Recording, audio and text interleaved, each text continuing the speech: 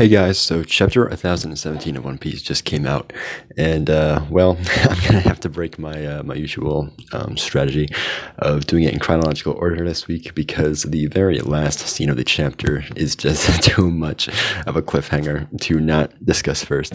So I'm gonna be diving into that right now. The last scene of the chapter is actually picking up on the fight between Who's Who and Jinbei.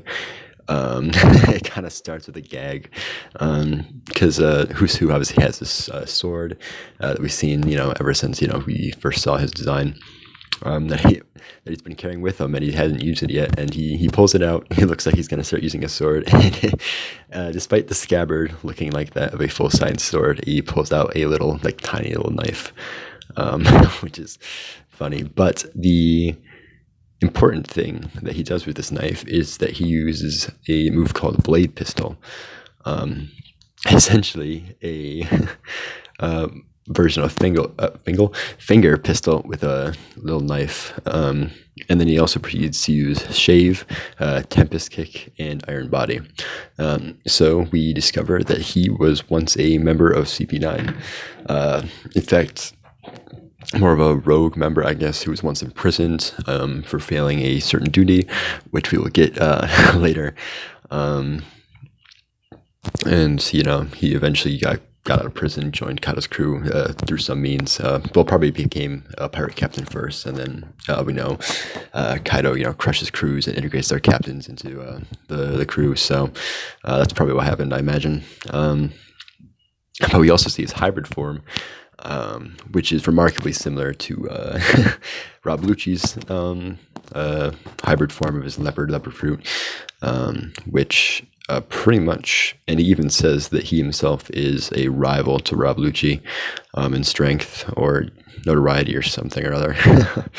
But in any case, yeah, it's pretty cool. It immediately gives me Rob Lucci vibes, which I am 100% here for. But yeah, he also uses a move called Fang Pistol, in which he does a finger pistol Tempest Kick-esque attack, but he sends his teeth forward.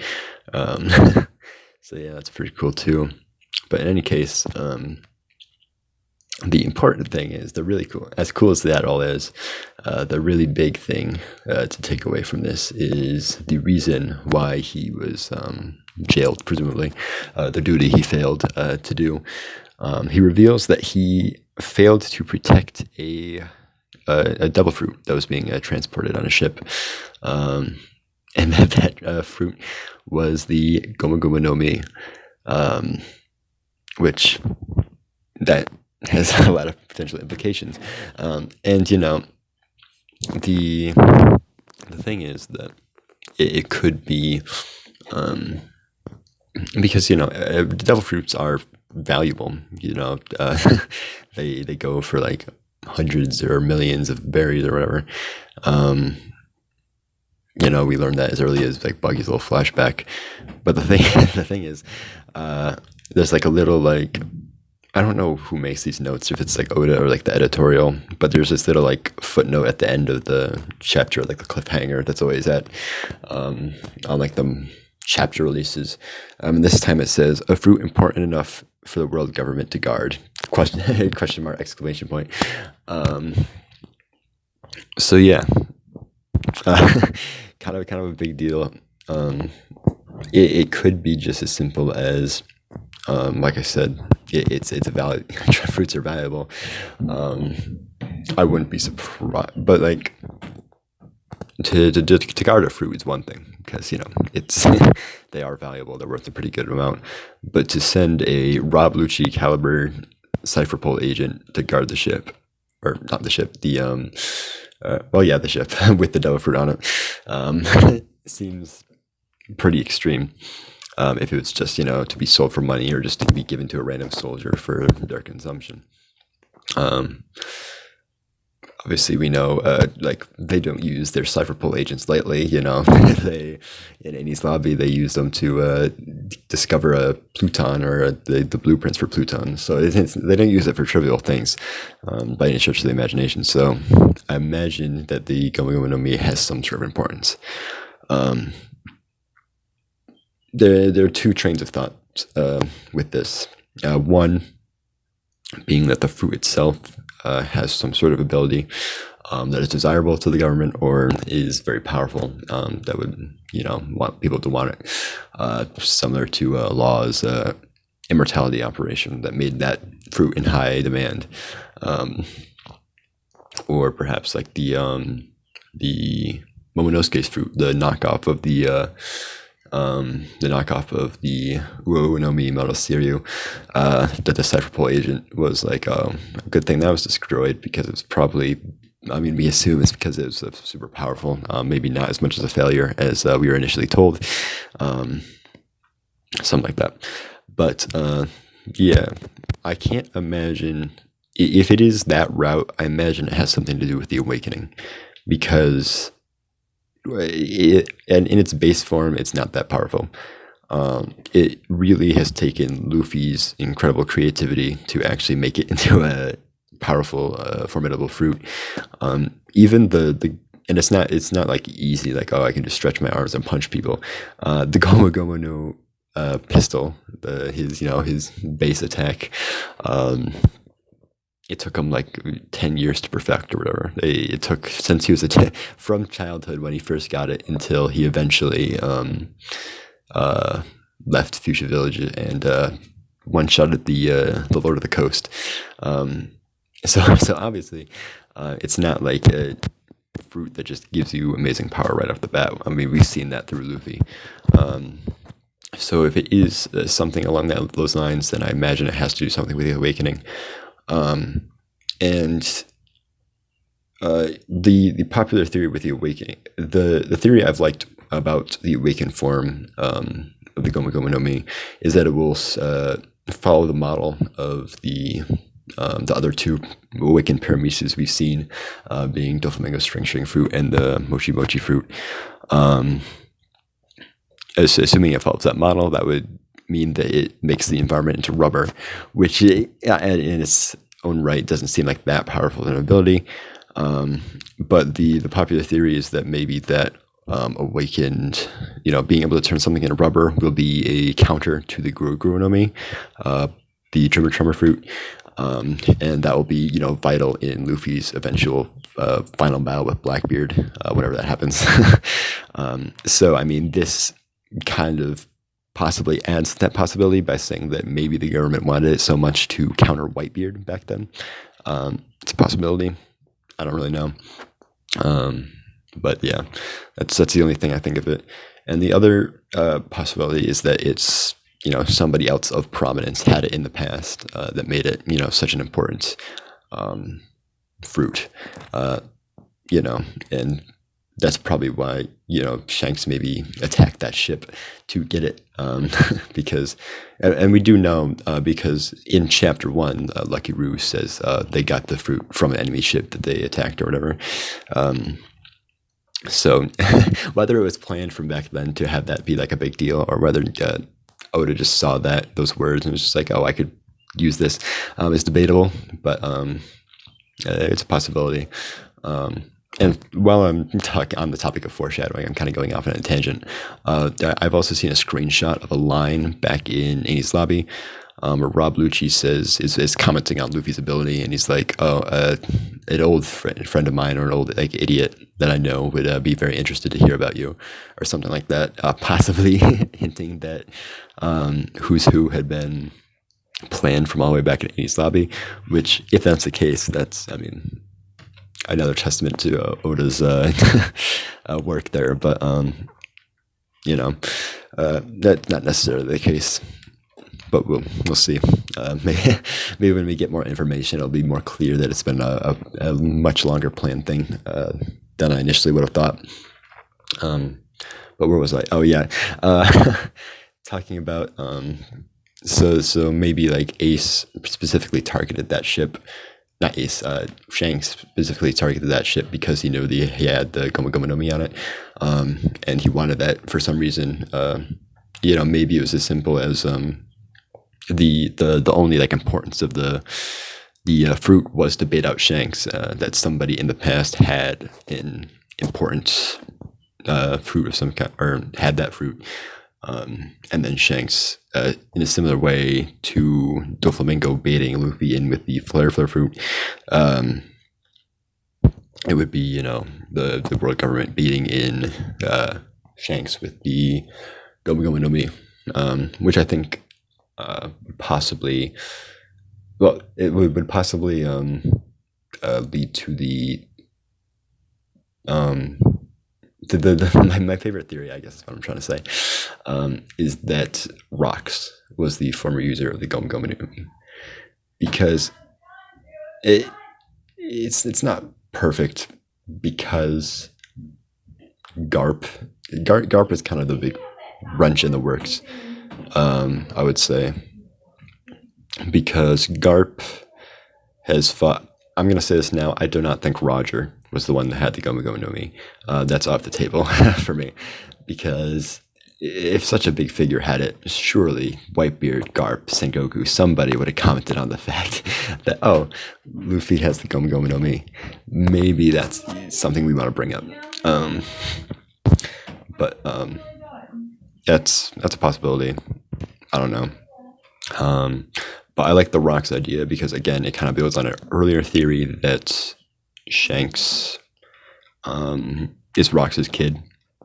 And it's that in itself is not a perfect theory because he has a hometown in the West Blue. We know he's from the West Blue. But the thing is that I believe Shanks and Buggy are both 38 years old, I think, and the God Valley incident happened like exactly 38 years ago, or like 39 years ago, something around those lines.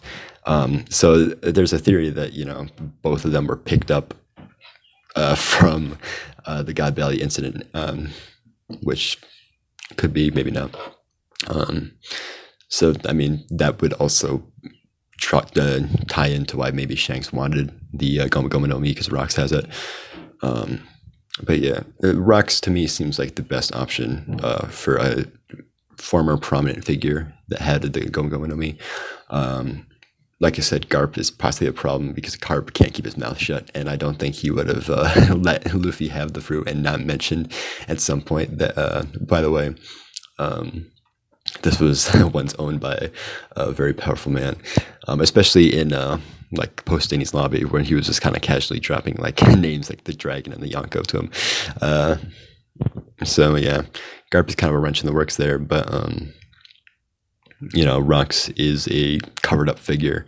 The government covered him up, so it would make sense if he was a prominent figure that had it, but nobody really knows or actively mentions that he has it because it was such a covered up figure.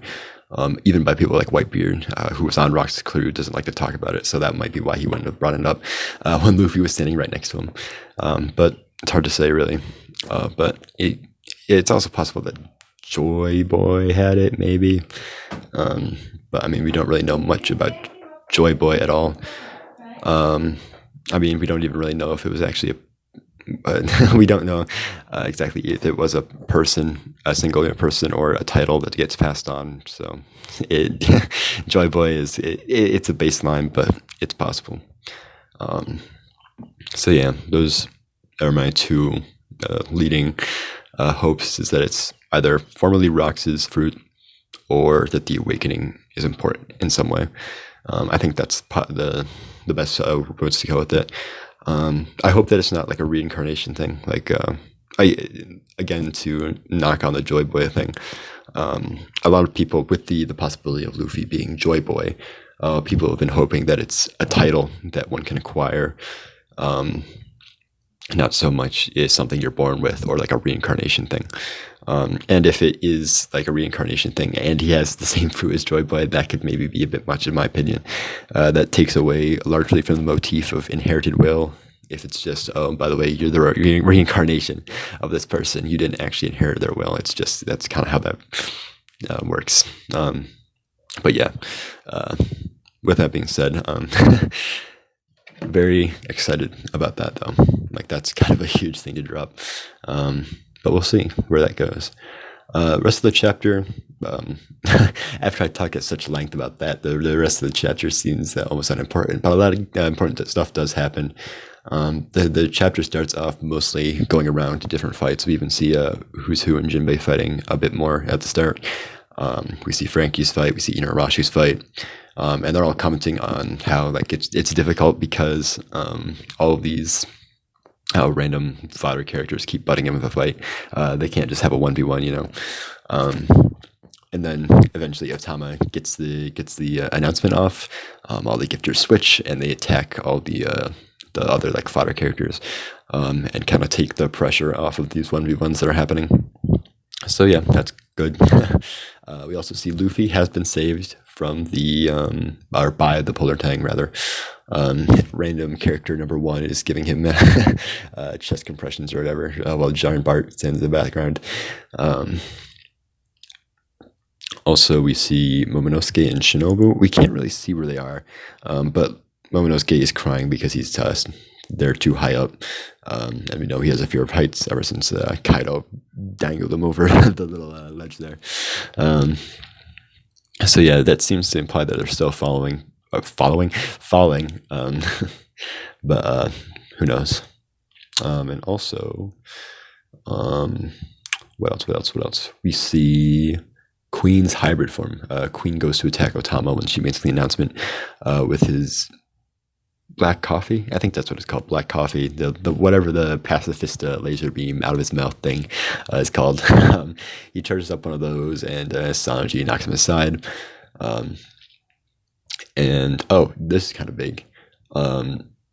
Queen name drops the sort of science group that he himself, Judge, Vegapunk, I would assume Caesar also were a part of at one point.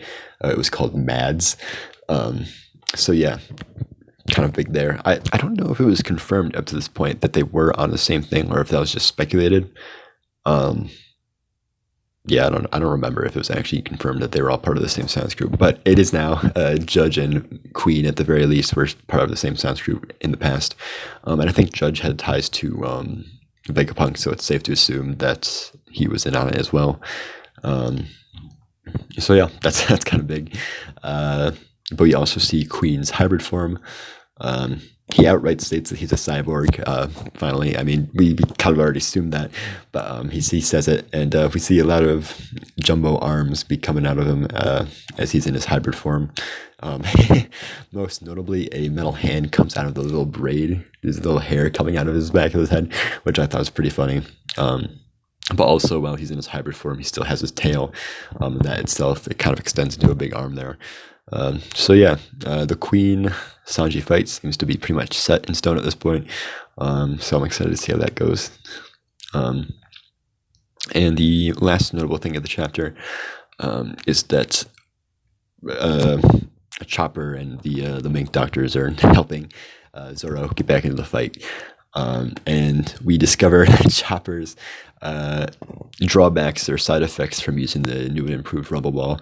Is that he turns into a tiny little baby Chopper, which is very topical, because the other day I just watched Film Zed for the first time, and in that movie, if you don't know, like half of the Straw Hats get turned younger by like 12 years, and Chopper gets turned into a 5-year-old. So, yeah. So we see him here. That kind of immediately brought that back up in my head, but yeah. Little Chopper, the helmet's the helmet he was wearing is pretty much covering his entire body now. But they administer a drug to Zoro that will greatly improve his recovery. However, later it will double his pain. And Zoro says, well, it doesn't matter if I can't get in the fight now, then what's the point? So yeah, Zoro's going to get back in the fight. Be interesting to see if he fights King, maybe gets back in the fight with Kaido. Who knows? Either way, I'm here for it. But yeah, big fan of that. But with that being said, I don't really think I have anything else to say on this chapter. So I will see you guys later.